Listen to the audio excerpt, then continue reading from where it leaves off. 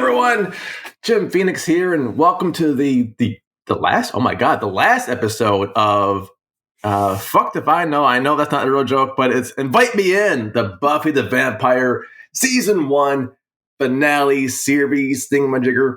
For those who are brand new to the show, what the fuck are you doing, man? This is the last show. Start it, rewind, just stop right now, go back to episode 1, press play. You should know the premise by now. And without any other further ado, I'm announcing my special guest, a co-host, what are they called now? The co-special guest is going to be Xander. Say hi. Hello. Trav, say hello. Hello. Just say what's up. Hey. All right. And with that being said, the guy who knows nothing at all about Buffy the Vampire Slayer, other than Luke Perry was in it, I think. I'm shutting the hell up. Take it away. He was in the movie. Oh, there's a TV show? No, the Buffy movie. He was in the movie. Right, but that means there's a TV show too, right? Well, yeah, we're talking about the TV show, not the movie. But Luke Perry was. Wait, we've been talking about the TV show for the last 11 fucking episodes. Are you kidding me? I thought there's like some kind of extended cut movie out there. I was missing. It's a really long movie, yeah. Director's cut. And yet it is shorter than the Jack Schneider Justice League, which, yeah, somehow. Mixed opinions in that one. All right, so what's this episode called? This is episode 12, right? Yes. It's called Prophecy Girl. Prophecy Girl. Ooh, I like that movie. Or that's not about the movie Prophecy, is it? No. Christopher Walken? No. Damn it. All right. So how does it open? Why is it Prophecy Girl? We start off with a cold open in the Bronze. Xander is practicing his confession of love to Willow, who clearly seems to think is living in her own fantasy world, that this is a confession to her. But what Xander's doing is he wants to ask Buffy to the school dance. But Buffy, there's still a school dance? Yeah. There's like 12 people dead this year. How the fuck is there a school dance? There's more than that. It's Sunnydale. It's fine. God. Life in the Hellmouth. Okay. Buffy is in the graveyard. She's fighting.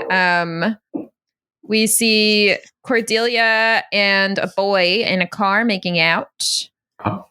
All right. Buffy has killed 3 vampires in a single night, and she's a little bit concerned about that. Giles himself is concerned because he's reading the codex that Angel had brought to him. And there's a prophecy in it that says the master shall rise and the slayer shall, and then he just says, my God. Then we get a Jurassic Park-esque earthquake, and the master is just absolutely euphoric. So, Summary of the cold open. Was that the original Jurassic Park or like the new ones? Is Chris Pratt in this one? No, I'm thinking OG, like with the, you've got the glass and you see the, ripples in the water. Yeah. Awesome sauce. Oh, it's not bad for an open. I like it. I dig it. I like and dig it. I don't know what's going to happen because I haven't seen it. And so for my own sake, I'm putting bets down because you guys have all seen it at least once. I'm going to put that bets down. I don't think the Master's going to win. That's just it. That's just my bet right now. I bet the Master's going to turn out to be Rebel Delgado. And then he's going to turn into Eric Roberts. Yeah. Oh, that's a Doctor Who joke. I'm so sorry. No. Okay. That's okay. Okay, that's why I didn't get it. Yeah. It's all good. It's fine. So there's a character called the Master, and I think that's kind of, yeah. I'm not saying Buffy ripped anything off, but they ripped it off. Okay. All right. Okay. So we get guitars, fun, opening, like our awesome guitar list, because Neil Diamond broke his damn hand. He was shredding so much. He broke his hand recording for us. I felt so bad. He always did a live one every show, and now I probably have to remove all those. Just because it's too painful for him. Yeah. So this one's got the guitar. Oh, cool. Buffy, whatever. Intros. So in the library, Giles is being kind of weird to Buffy. But Buffy's trying to talk. Wait. Weirder than an old dude like hitting on her the entire time? He's not hitting on her. Jesus. Yeah. No, Xander's the one hitting on her. Yeah. But okay. Giles has just been in a bunch of questionable positions, like hanging out with high schoolers after school. Thank you. And doing taekwondo practice in the library. But yeah, he's never actually hit on any of them. I'll give him that. Okay, he just goes to their nightclub and watches them for a bit. Okay, just. Well, apparently a lot of adults frequent it too, so I don't know. I don't know what the fuck that place is, honestly. A convenient set piece. Yeah, that's pretty much That's what it is. That was the title of my sex tape. No, okay. Go on. Buffy said that there's been a lot of close calls and things are getting hairy. She can sense that something weird is going on. I don't know if our dog is coming through in the background. No. Okay. You're fine. Out in like the courtyard quad area of the school, Xander tries to get Buffy alone. He's also being weird. Buffy's just having a weird day with the men in her life. He asks her out. And Buffy is like, she's just like, hey, we're really good friends and I don't want to spoil it. I don't feel the same way as you. And we've all been there, right, guys? Putting on a big matzo ball. Like, I mean, he shot his shot and she was honest and she was, nice about it. I don't really think there's any bad guys in this situation until Xander is all, try to feel that way about me. Oh, no. He's like, oh, so you don't want to hang out with me because I'm not a 200-year-old dead vampire? Yeah, he kind of nice guys her. Yeah. Milady. Yeah. Oh, though, that's a step up from rape. Oh, yeah, big time. Yeah. His creep. So he's getting If I have to choose between Piss Baby Xander and Hyena Xander, I'm going to go with Piss Baby Xander. Right? And honestly, if you're going to watch this show, you kind of have to accept Piss Baby Xander. Does he continue to be like this? I feel like he grows. He matures a lot. But actually, he reverts at a lot of points too. If you look on his birth certificate, his middle name is actually Piss Baby. Yeah. I did that. And I looked at it. And it was true. So he doesn't take rejection overly well, ultimately. No. I mean, I know you haven't watched the show at all, but surely from hearing us discuss the first 11 episodes, you've caught on that Xander Harris is not the most mature person in the world at this point. No. What was he doing? Okay. One time he's riding a skateboard. One time what's he doing that's like he will never do again in this episode? I can't answer that question. I don't know. I already said he's a piss baby and he's going to be a piss baby again. Is he kind of steps up in this episode though, right? Yeah. Okay, so maybe stepping up would be the only thing he'll ever do. No, I mean, he steps up again in the series. I think this is the beginning of consistent character arcs for Xander. I don't remember this, but I remember he one of my notes says he's a big country music guy. Oh, that's because he's sad and he's listening to country music after this. Listens to country music. I don't think we hear him listen to country music again. There you go. That's the thing he tries this episode. It always has to be something. Because that one episode he's rocking out on a guitar during his fantasy. This time he's big into country music. Okay. Yeah. Okay. I'm glad we solved that. In the library, Jenny Calendar calls out to Giles. She knows about the signs of the apocalypse. Monk emailed her about prophecy and the Anointed One. Right. So she's kind of in on the knowledge with that. In the hallway, we see Kevin is getting stuff ready for the dance, and Cordelia asks Willow for help connecting the sound system. So Willow's going to show up early the next morning to help with all of that. In the classroom, Xander's complaining to Willow. He asks her to the dance. He's like, well, Buffy won't go with me. Do you want to go with me? And you know what? I fucking love Willow's character growth in this season where she just stands up for herself. We saw that in I, Robot You, Jane. And then here, like, she takes it a step further because even though she wants Xander to ask her out, she wants him to want to ask her out. Yeah, she doesn't want to be second. Yeah, she was like, no, I'm not going to be here every time you're rejected for you to pick up the pieces. That's shitty to me. So she's Hermione. Oh yeah. Okay, I didn't think that one through. I think what is it, Goblet of Fire or whatever it is. I have not seen all of the Harry Potter movies, so that one is also you've awesome. seen Goblet of Fire. Have I? I've seen one. I think we fell asleep during Goblet of Fire. Okay. I've seen we need one to pick movie. up there. Who rejects her? Ron. Like there's a whole thing with Hermione and Ron, and she conjures birds to attack him. It's honestly I awesome. don't remember any of this. Victor Crumb asks her to the ball, and everybody's like, "What? No way! Victor Crumb likes a nerd." Yeah. Okay. Well, yeah, I'm very proud of Willow in this scene here. I mean, she doesn't necessarily call for birds to attack Xander. Not yet. I mean, I know that she. I don't know if I'm supposed to know this yet since I haven't watched it, but she does get some powers in future episodes. Really? Yeah, she does. Holy shit! I was just guessing about that. Okay, cool. Travis has seen one season 6 episode.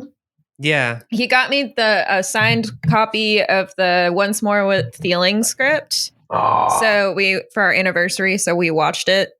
So I gave him minimal backstory on everybody, just enough for him to understand the episode. So but it's heavy on the magic with that one. Yeah. I can't wait for that one. That one sounds very cool.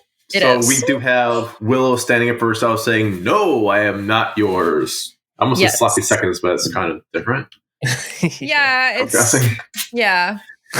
You're not my sloppy seconds rejected something. I don't know. Yeah. No one's ever asked me out. Consolation prize. It only took 4 of us 5 minutes to figure out the word. Okay. So in the library, Buffy wants to tell Giles about some incident with there was bloody water in the school bathroom or whatever, and she went to go wash her hands. But she overhears Giles tell Angel that the Codex says tomorrow she's going to face the Master and die. And this is honestly... Spoiler alert. Sarah Michelle Gellar's best acting in the whole first season. Really? Yes. She starts laughing hysterically, and then she kind of starts talking about, what's going to happen to the next Slayer? Are you going to be her watcher? Is a new watcher going to come in? Do you think it'll hurt when I die? She asked if Giles was planning on telling her at all, and he says he was looking for a way around it. And she says, "I quit. Oh, wow. I quit. I'm not the Slayer anymore. I'm not doing it." And they're like, "Well, Buffy, you can't quit." And she, seriously, I get chills just thinking about this line. She says, "Giles, I'm 16. I don't want to die." Yeah, it kind of puts it all into perspective that you're watching a high schooler. Yeah. It also falls back on that whole thing about, people have asked this question before. Do you want to know when you die or not? Yeah. Like, do you want to be a surprise, or do you want to know, like, hey, you're going to die, this month, this day, this year? Do you really want to know that? And because of that, I don't really blame Giles for not really breaking the news to her, because how do you do that? Well, I mean, he was trying to find a way around it too. Yeah, exactly. But he was He was such an enviable position. You don't want, you never want to be that guy that's like, "Oh, hey, I know you're trying to save the world and you're 16 and prom's coming up, but you're going to die. You might want and there's nothing we can do to stop it." So you can still go to prom, just don't pay for the dress in front. That's what I'm saying. But okay, no, this is a good question though. Do you guys want to know when you die? Nope. No. Really? I'm the only one. Do you want to know when you die? Hell yeah, because think about this. All the things in between, if it's like a sure death, and it's like 5 years from now, think of all this shit I could do between now and then and not die. Then that's the thing though, is then I would constantly be comparing myself to what is my full potential, I feel like I would burn myself out. Hell yeah, that's what you want to do though. You want to burn yourself out. I'm living my lifetime, and say I die in 5 years, it's going down in 5 years. Savings, all of that out the window. I'm just absolutely. Well, fuck me, right? Hey man, I've got death insurance, so you'll be okay. You'll be set. They don't know how I die. I don't know yet. But that's the Cyclops' okay. Now to bring it. That was actually from Sword and Sorcery, a movie a long time ago. They had a Cyclops. No, wait, that's not Sword and Sorcery. It's Krull. motherfucker. So that's Krull, the Legend of Krull. The Cyclops had 2 eyes, and they're like, I want to see the future. They're like, fine, give me an eye. Is he really a Cyclops if he has 2 eyes? They started off as having 2 eyes. So he becomes a Cyclops. And they become Cyclopses. Oh, okay. Yeah. I thought you were like, so there's a Cyclops that has 2 eyes. Yes. There is. There's a Cyclops 2 eyes. But that was their price. They wanted to see the future, and they only could see the moment of their death.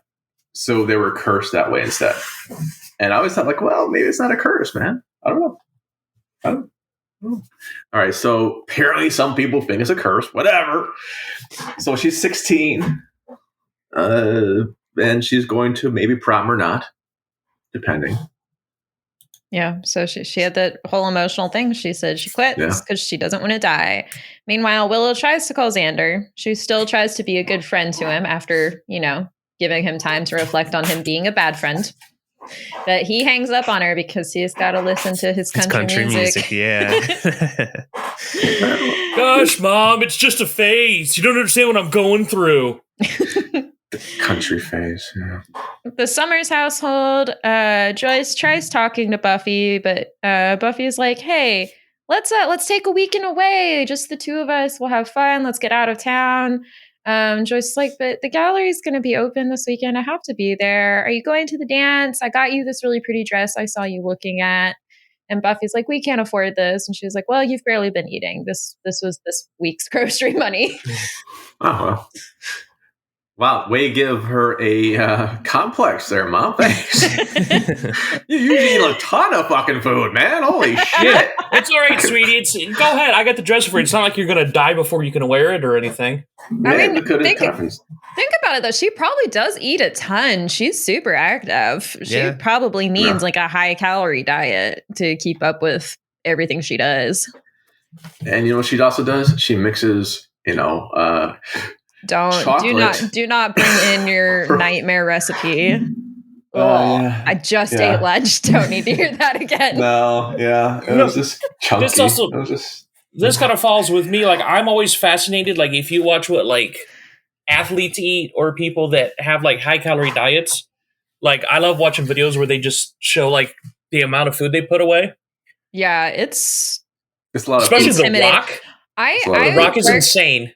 I worked with somebody who was like a competitive bodybuilder. And he I watched him eat an entire loaf of raisin cinnamon bread on break one time. It was just insane. Was it sliced or did he just eat it whole? I think it was sliced. Okay. There was just the one I remember was there's this I read an article about what Michael Phelps would eat when he was in prime training mode. 7,000 calories a day, right? It's ridiculous. One of my favorite videos to watch, and I show this to people whenever I can.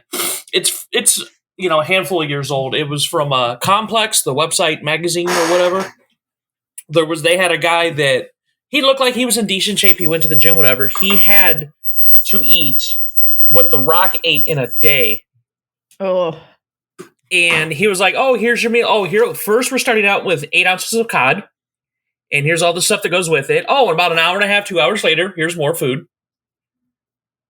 Oh, by the way, here's a steak." The guy, he honestly couldn't finish it because I think it came out to something like 9 or 10 pounds of food. Think about them Rock poops.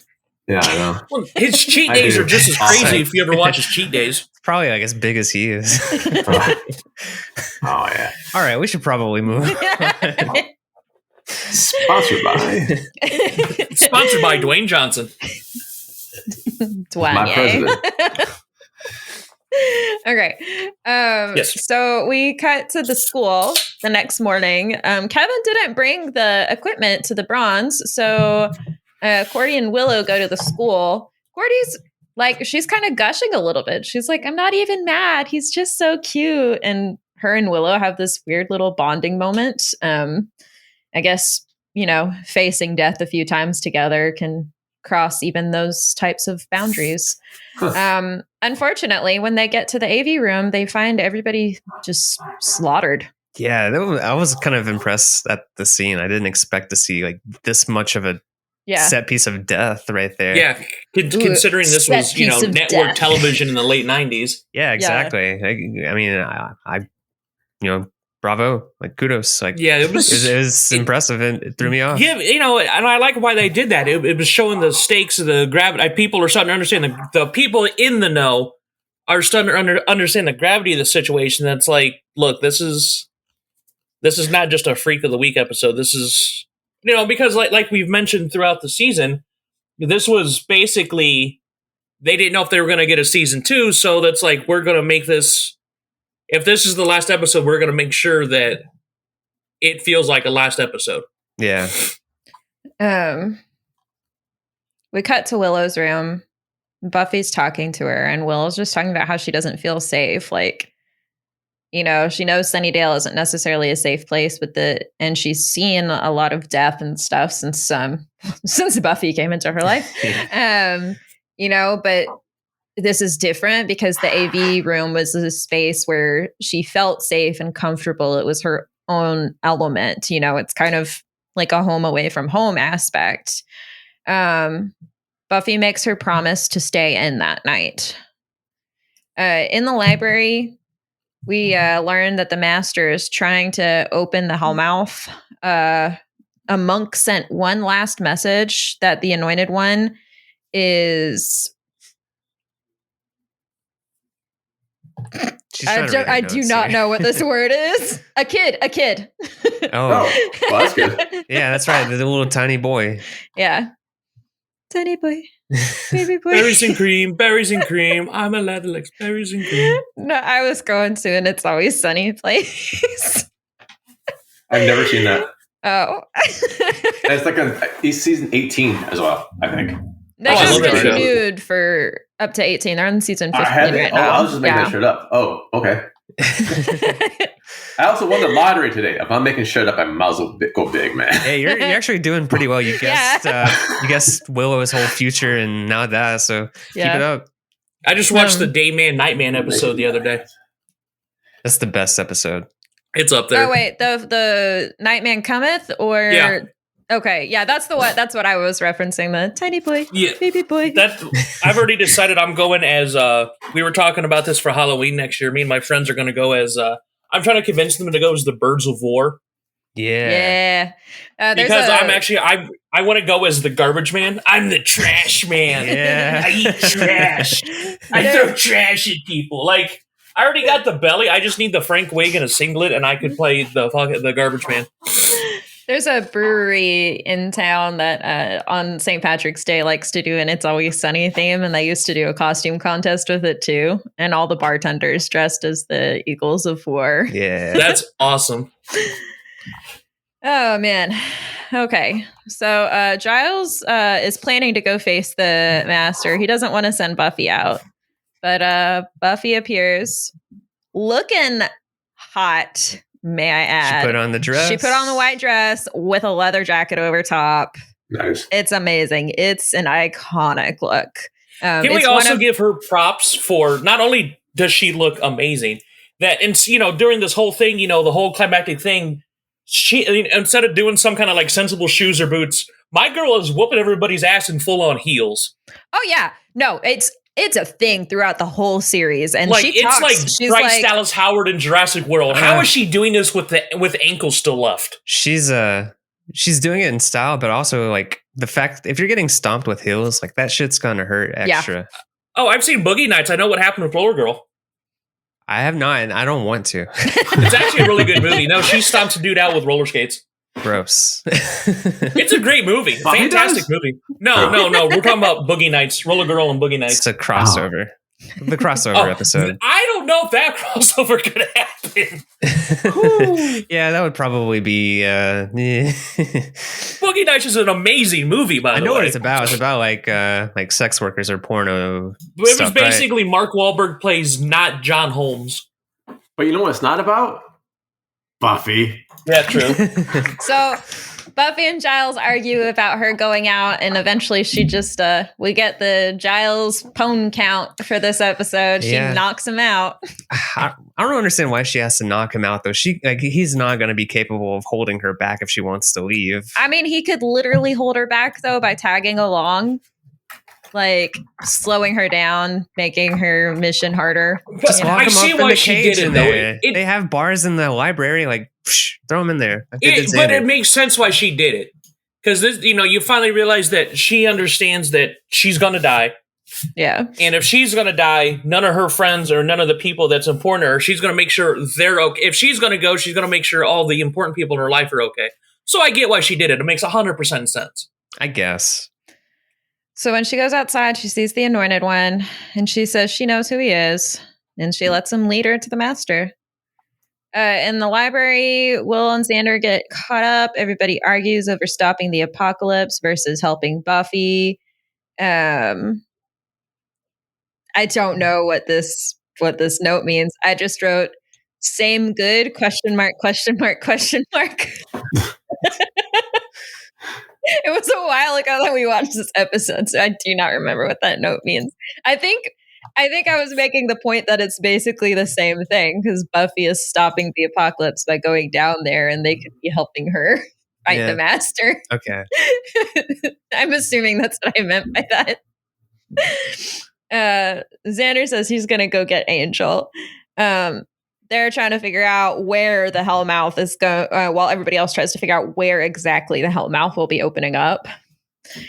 Underground, Buffy has a crossbow. She shoots at the Master. The Master catches the bow. Oh. Or arrow. Whatever. She throws the bow at him. Yeah. She doesn't shoot a bow. She keeps the arrow, but she just throws the entire crossbow at him. Like Exactly, she does it backwards. Like she holds the arrow and launches the crossbow It's a at power him. move. Yeah.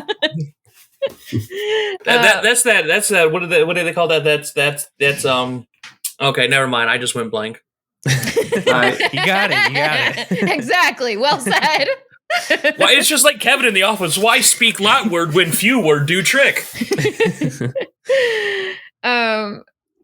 Xander and Angel are going to where Buffy is, and they're arguing like an old married couple.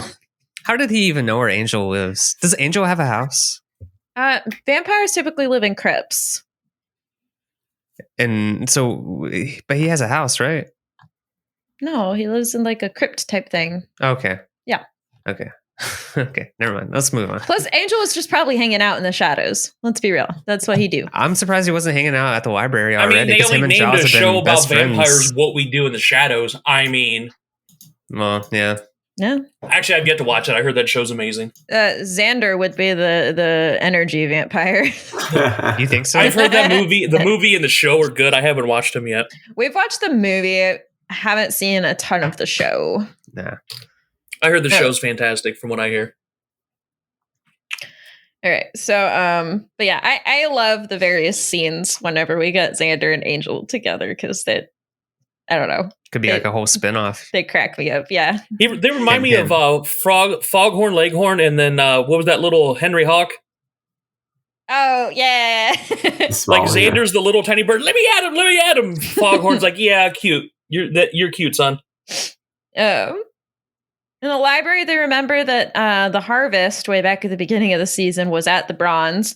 So Jenny Calendar and Willow decide they're going to go warn everybody because they're worried, about vampires attacking the Bronze, while Giles is going to continue researching.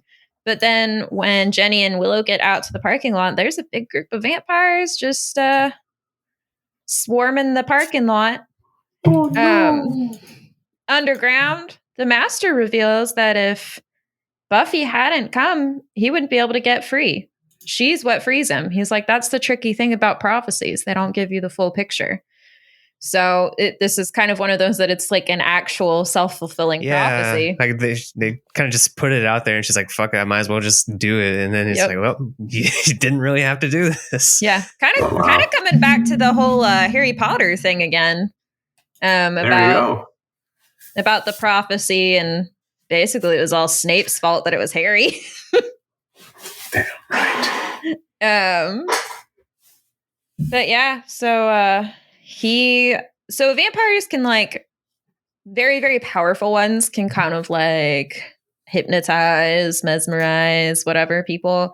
And Buffy's slightly being affected by this. And while she's affected, the Master bites her and drops her face first in water. Oh. Xander and Angel find her, and she's dead. Mm-hmm. But Xander tries CPR. Angel doesn't have any breath, so he cannot.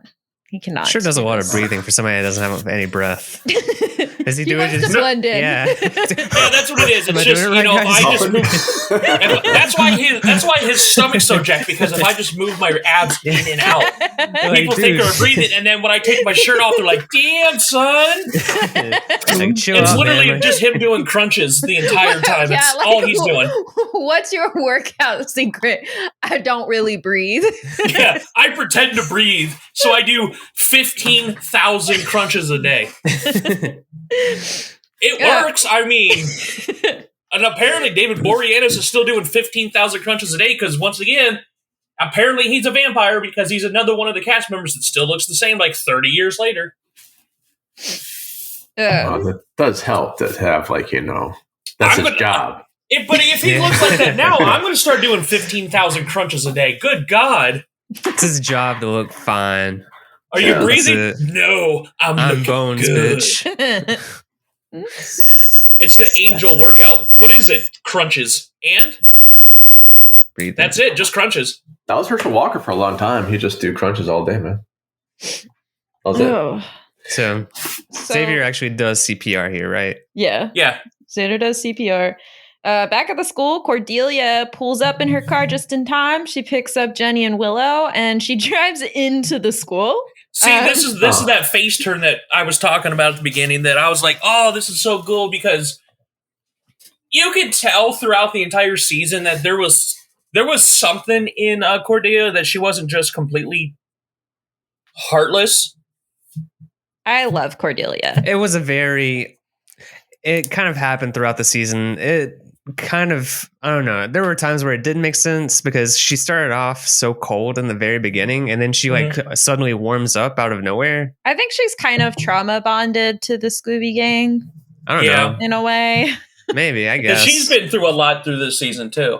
It was nice seeing her have more action this episode, though. Like, I'm finally getting the whole Cordelia thing in this episode. Yeah. But yeah, beforehand, it was all kind of like, really? Like, Well, why? I with don't the get it. Invisible Girl and what else? Besides the episode of the Invisible Girl, and she's been through some shit too. So she's like, if anybody in the school gets what she's gone through, because she's been with him through some of it. Yeah. Yeah. So it's not entirely out of left field. Yeah. Now I'm going to mention something. Xander, you use a wrestling term when you're calling the face turn. Yeah, face turn. Yeah. I'm a big wrestling fan, and I actually trained in it for a little bit too. Cool. For those who don't know wrestling, pro wrestling, you have faces, heels, and tweeters. And the face turn is when the bad guy starts, hulking out towards. Yeah, he becomes the good guy, and heel turns the opposite. Yeah. So we can see this for Cordelia. Was she a real heel though? Yeah, I She would was say kind of a bad yes. guy. Yeah. She was wasn't like, a full-on evil. She Was a heel. a mean girl. Yeah. She was a heel The throughout musical? the first season, and I don't see Apex her. Predator. She's not a full-on white meat baby face yet. I see she's a face, but she's closer to the tweener part of it. That she's like a full-on white meat baby face would be like a John Cena, and she's not. Okay, so she started as heel, and she's moving a little bit towards tweener. Wait. No, Almost she's like a crossed Gen the X. face Hold threshold. on. Are these like She's actual crossed the wrestling face terms? threshold. Yeah. Do people like in all seriousness call him like a baby face? Like, Who, John Cena? that's the term. Yeah. Yeah, good guys okay. are baby faces, bad guys are heels. Okay, Yeah. I only knew the heel term. I didn't know about the whole. Okay, interesting. Baby Their faces, but the full term is baby face. But she never went in wrestling terms. She did a face turn, but Okay. she's not the full. John Cena would be the ultimate white meat baby face. She's not telling people to eat their vitamins. What the No, fuck does the white she's meat not- mean though? Like what? It's like pure, I just don't like know if that pure, would like like, are you Like, talking okay, about let's his put it skin this way. color? Like, no. Not that. Okay, let's put it this way. Are you familiar like with you're the like adding MCU? adjectives to each one. Like he's like the scrumptious white meat baby face. Okay, it's like if you've this seen the from the top. MCU. I'm picturing a rotisserie chicken right now. Yeah. If you've ever watched the MCU, Captain America, there's a reason they call John Cena Captain America. how much of a good guy Captain America is, like in the Marvel movies. Oh, I thought it was the underwear. That's, you know, like... Yeah, no, that's white meat baby face right there. Captain America is a white meat baby face. All of my wrestling experience comes through playing WWE Raw on the Super Nintendo 64 as a child. Oh, wow. So No, I actually I trained do in not it know any of this. I trained in it for a few years, actually. You trained in playing Nintendo? No. Trust me, I'm not that good. Wait, I actually have a wrestling match on YouTube. I have a match on YouTube, and it's a horrible wrestling match. We'll have to plug that in a bit. Okay, so Cordelia is getting better, stronger. So she drives into the school, literally drives into the school. They get to the library, and there's just a giant tentacle. And the master is on the roof. So the Hellmouth is in the school. The Sunnydale High is literally right on top of the Hellmouth. Makes sense. Yep. The roof is on fire. So when Buffy is resuscitated, she's like, I feel good. I feel strong. They get into hero formation and they march to the school to the theme song. Which was awesome, by the way. That is cool, but I have a question. Yeah. Doesn't being bitten make you a vampire? No, you have to drink blood as well. Oh. So he didn't drink her blood when he bit her. No, he drank her blood. She would have to drink his blood as well. Oh, okay. I'm sorry. I was I had the confused. same question. Yeah, no, I had the same question. So. Yeah. But that scene of them walking through the campus of the school with the theme song while she's punching people in the face, awesome. Yeah. So cool. It might have been one of my favorite moments in the entire season. Huh. I might have to watch this one. So in the library, Xander even looks badass for a second too. You're like, wait, what? Everyone looks badass slow motion. Come on. Well, especially when your show's theme song's playing, like it does not happen very often that the theme show of the show will happen within an episode. Wow. Then you don't want to listen to ours. We're playing Neil Diamond right now. More there actually it doesn't work. Most of the time it doesn't work. Like, for an example, one time it doesn't work is, and I love Smallville. As somebody who's not a big super fan, loves Smallville. Imagine you're just gonna stop there. New tangent.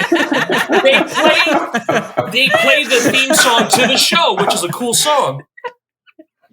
On an episode of Smallville, as in the band is the band at prom, and I'm like, meta.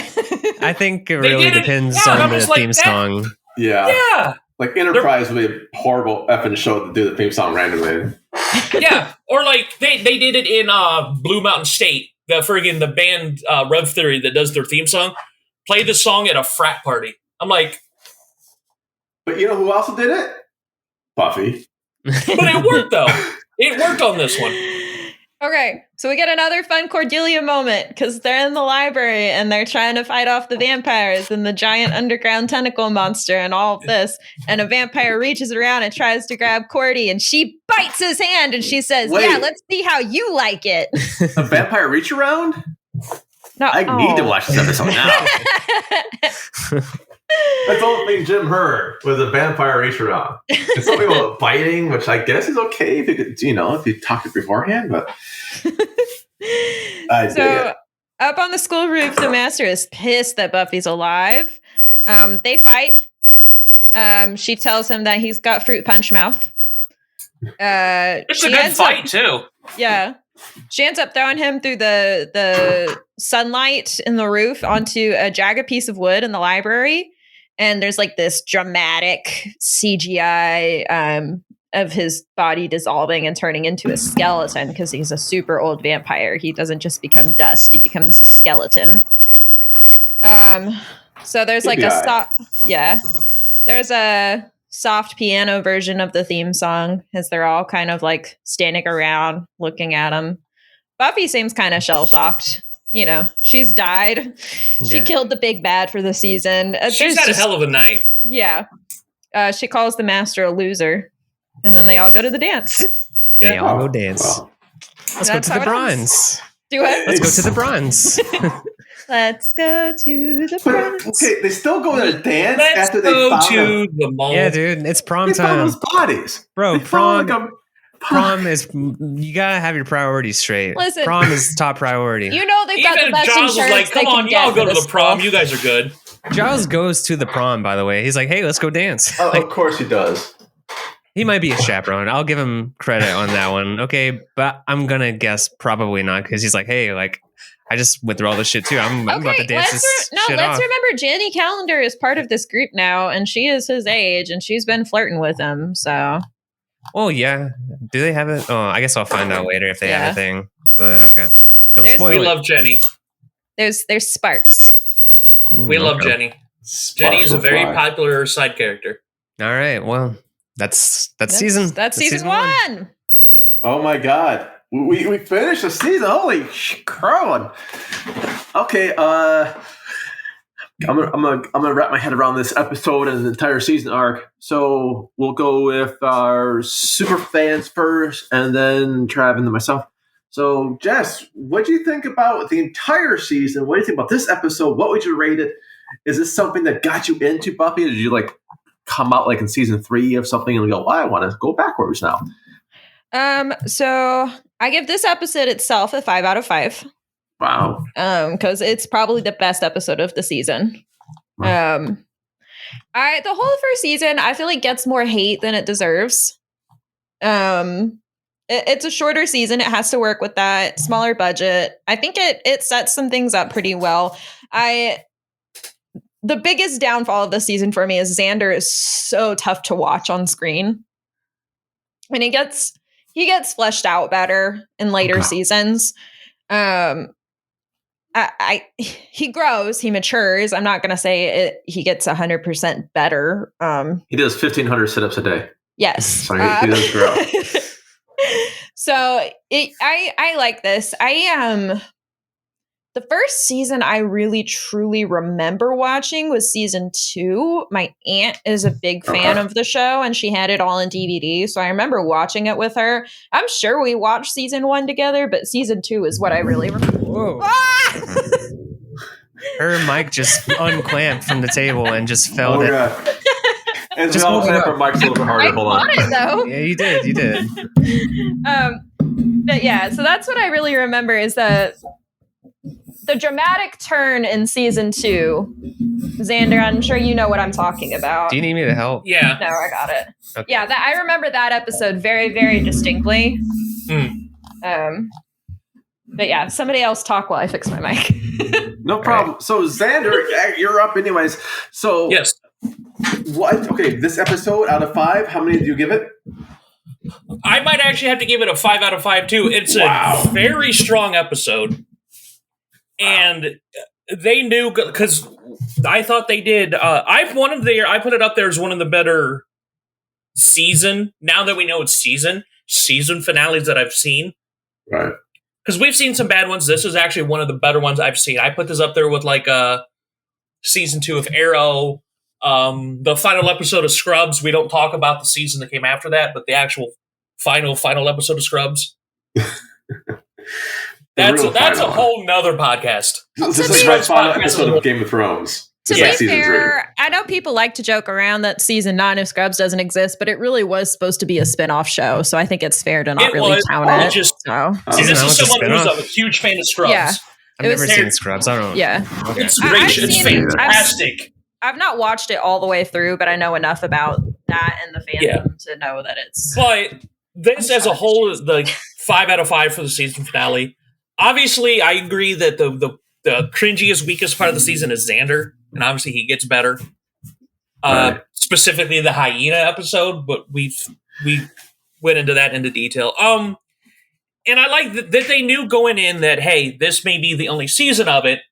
So I thought they closed all the plot holes and the loopholes. If this was the last episode of a one season show, I would have been happy. Right. I'm like, hey, yeah. Overall, this is a real, obviously as a season, even with the weak points, so many more strong points. And I like that even though obviously Buffy's the main character, there was moments throughout the season that Xander shined, Willow, Giles had his really moments, even managed to come into Cordelia, her specifically own. the last episode, Cordelia had their moments. They gave a chance. It was almost an ensemble cast, to be fair. Now, is this the first season you watched, Xander? Did you watch season 1 first? I didn't watch it first run on television. Okay. Because obviously when we were growing up, we had one television and our parents, it was, TV in the living room. We pick what we watch. Didn't get to watch Buffy. And I started it with season 1 on DVD, but I didn't get to go all the way through until much later. So I'm a second run Buffy fan. I didn't get to watch it as it happened. Very interesting. And then Travis, because you started out with season 1, besides maybe the one episode of 6. Yeah. How do you like this episode, and how do you find it overall?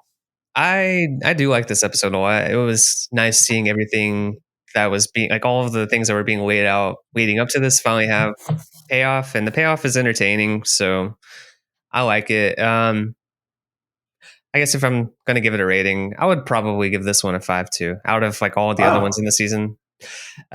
Season overall, it's good. I guess, I don't know if you guys, since you guys are like more into like the whole fan base, like you guys have had discussions with other people, like is like the Monster of the Week format something that's like not common going forward? Like, do people not like it? So going forward, the Master was the big bad this season, but there were plenty of episodes that didn't mention him.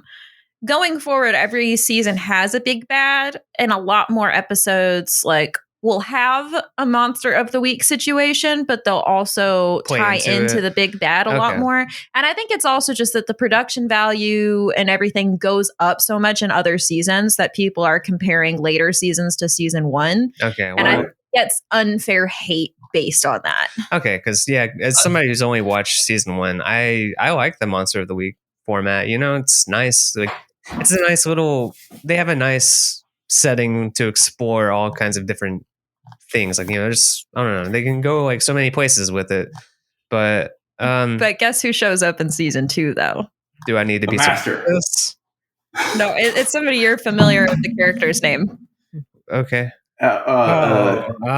Spike. Yes. Okay. We're gonna get some Spike action in season 2. Well, okay. We love Spike. Include my thoughts. That's who that was. I liked it. It definitely has its weak points. I'm not like at super fan status with this. I'm enjoying it. I'm curious to see where it goes. I know you guys already have like your own like pre-established relationship with Cordelia. I'm not buying it yet. You guys can say like it happened like naturally over the season. It didn't. Like she like was like stone cold bitch episode 1. Then next episode she's talking to them like it's all like she doesn't want to talk to him one episode, and the other one she's like, oh, okay, we can have a conversation now. I'm not buying it, and maybe it gets better going on, but I want them to be able to build off of. They have a good foundation here, so I'm excited to see like the coming seasons because they can build off of that. They can make it like a little bit more organic if they have more wiggle room. Obviously the budget was an issue with some things because the looks of some stuff didn't necessarily look good, but I give it a pass because it's like 90s television budget. So yeah, it is what it is. But yeah, I'm looking forward to it. Okay, now for my own self, because this is the first time you watched this, Travis, if I only wanted to watch one episode of this season, would it be the finale? Yeah. Well, that's a tough one to just jump into immediately because it really hinges on you having all this knowledge that they have set up beforehand. So it's an enjoyable episode. I think if you watched it, you would probably be like, hey, like this is interesting. I would at least like want to get some background info so you could maybe like start from the beginning. Yeah, it would be like if you watched the last episode first, it's like, once again, I go back to the MCU because I'm a huge Marvel fan. It'd be like watching Endgame as the first movie. Yeah. Endgame's not one of my favorite Endgame. movies. Yeah, I mean, Endgame's one of my favorite movies, but I'm just like, and it's an awesome movie. It's in my top 5, but if you've never seen the other movies, you're just like, this is kind of confusing a little bit. I watched Endgame without watching Captain Marvel, I think, and I did okay. Well, I mean, I watched Captain the rest Marvel's of not a them. big thing, but Right. Yeah. Oh, actually, and I didn't watch Thor: Dark World or what the second Thor movie because that shit sucked. but it'd be like going into. I feel like you can watch Ragnarok and ignore the other two. Yeah, you can. Ragnarok. That's what I did. Number one's okay. Well, I mean, some of them. I mean, for the most part, it's like instead of going, I'm going to start with Iron Man 1 and going through into Endgame. It's like I'm going to watch Endgame as the first one out of any of the Marvel movies. Really? But Yeah, it's a great movie, awesome movie. But if you don't know the stakes or don't know who's this, why's this, what's going on, you may be a little lost. Now, if I were to pick a favorite episode, though, I would pick the one that would actually get me the most into the series. I would pick the one where they have the nightmares brought to real life. That was my favorite episode. Yeah. Episode 10. Yeah. Episode 1000. Okay, I dig that. And then just from an outsider, I've been listening to this, and okay, so I kind of see the appeal of Buffy. I kind of see the start of something good. I would be interested in knowing more. Not interested enough to actually be watching it, though. I'm interested in knowing more about it as it unfolds. I kind of see why it would have a cult following at this point. The movie, I'm basing most of my information off the movie. I think even the movie has some sort of cult following, but this is like this is like the Harry Potter of that generation, right? It changed lives or something like that, according to people I see online. Is that a fair assessment? I know of some people that know of the show and are huge fans of the show that initially were not aware that there was a movie. Okay. That was me. Yeah. Okay. Because the TV show is more of a drama or a dramatic TV show. And the movie, which I enjoy the movie, is a comedy. And there's a whole tonal shift. Yeah. Yeah. It's like 21 Jump Street. The TV show, which I grew up on, dramatic show, awesome show. The movies are comedies. Well, yeah, I think that by default, as times change, it was just like, wow, a 35-year-old Johnny Depp is a high schooler? I honestly didn't watch the movie at a boycott for a long time until... Because I grew up with the show, and I'm like, this was a show about them catching gangs and drug dealers and, all these kinds of consequences. Yeah. And then you see the movie, it's like, and the only reason I watched the movie initially is that it actually is canon with the TV show. See, and I was the opposite with 21 Jump Street, where I came into it knowing the movie and didn't know there was a TV show. Yeah. Oh, yeah. The TV show was what made Johnny Depp famous. Okay, and now, see, I was the same way Jess was, but for Firefly. I didn't know there was a Firefly series. I watched, Serenity. I've not seen either. So, there's some issues coming down. All right, cool. This is all very cool, and it's all very worthwhile. Now, I have a question to you, the fans out there, because if this format works, this is awesome. I had some fun. Hope you guys did too. And I think this could be expanded out to like Dexter, which New Blood is out. My theory for New Blood is Dexter's not the New Blood. There's actually it's very, very, very. I won't spoil it for anyone.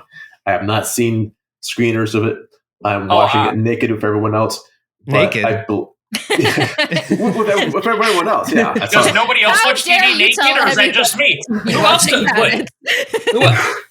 What? Am I the only one that watches TV naked? Well, who knows? Someone has to, but I want to say there's an absolutely thing once you see the twist of the season, you're like, oh, New Blood, right? Get it? Yeah, I've literally seen the first episode of the first season of Dexter. See, that would be perfect in like True Blood and stuff like that. People that have, and even Game of Thrones, honestly, or Lord of the Rings when it first comes out as a TV show. It's horror adjacent enough for me. I think this is a good format because we get to learn something and we can see things as outsiders and try to convince people to watch a franchise that's long gone. I love this show so much, but it is also very silly, and it also, just like anything, does have its problematic aspects. So it's kind of nice to like talk about it with people who have different, less biased perspectives on it. I think the X-Files would work as a in this format. Plus, I just love explaining silly things to people who don't know what's going on. We do this with my mom whenever she visits. She watches us play Animal Crossing, and we have to explain different processes in it. And she's like, this game makes no sense. But she finds it hilarious. And you don't really realize how silly something is until you're trying to just explain it out loud. I tried to explain Stardew Valley to my dad last week. I know they're words you both are saying. I have no idea what you're talking about. Oh, my dad is not. He's kind of warmed up a little bit, but wants nothing to do with video games. Oh, they're both video games. Okay. Yeah, I tried to explain to him what Stardew Valley was. It's like, look, you can make milk and woo the town lady, and then you can go fishing, and then when the milk's done, you can make cheese. He's like, so living on the farm. You guys, no, because Stardew Valley is you inherit this piece of land from your grandfather, I think, and you make a farm. I lived on a farm. It sounds just like living on a farm, but you don't get anything from it. And you go to the town, and you can talk to different people in town, and you can, go fishing. It's a fun game. It's a cool, chill game, but it's basically if the old school gamers out there. Thank you. Okay. Really you get married, you have a baby. Like this is all real. Except you also fight ghosts and monsters. Ooh. Yeah. Oh. Like while you're making cheese. Yeah. so that's Stardew Valley. What's Animal Crackers or Animal Crossing or Animal? The Sims, but with animals, except you're a person. Yeah, it's kind of like Stardew Valley, but Nintendo made it. But Nintendo made it. It's cute. You owe money to a capitalist raccoon. Tanuki. Yeah. Sorry. You owe money to a capitalist raccoon? Tanuki. Yeah. Yeah. Tanuki. God bless you. What's his name? Sorry. Nook. Tom Nook. And you are friends with animal villagers, but you can also fish and collect insects and make. What is happening outside? What the hell? Is it the mail truck? It's a female truck, thank you. Actually, it might just be gender neutral. Just truck. All of the dogs in the cul-de-sac are barking right now. It's okay. Oh. We gotta tell you to stop. But yeah, it's I don't know. It's just a cute little game. You can buy coffee from a pigeon. A turtle takes you on a boat ride to Mystery Islands. You're the only human living with a bunch of animals. Yeah. Like living on a farm. Yeah, I was saying like living on a farm. We're going back to the farm again, guys. A dog is the resident experience manager. It's all fun. You're right. When you explain games out loud, they start getting really weird. It's like, all right, back in my day, Tetris. Shapes came down. You just stacked them. You just fucking stacked boxes. I mean, Tetris has even gotten more complex because now you can play online with 99 other people and you can shoot out attacks at various different people. And that's way too much. Tetris 99 is a lot of fun.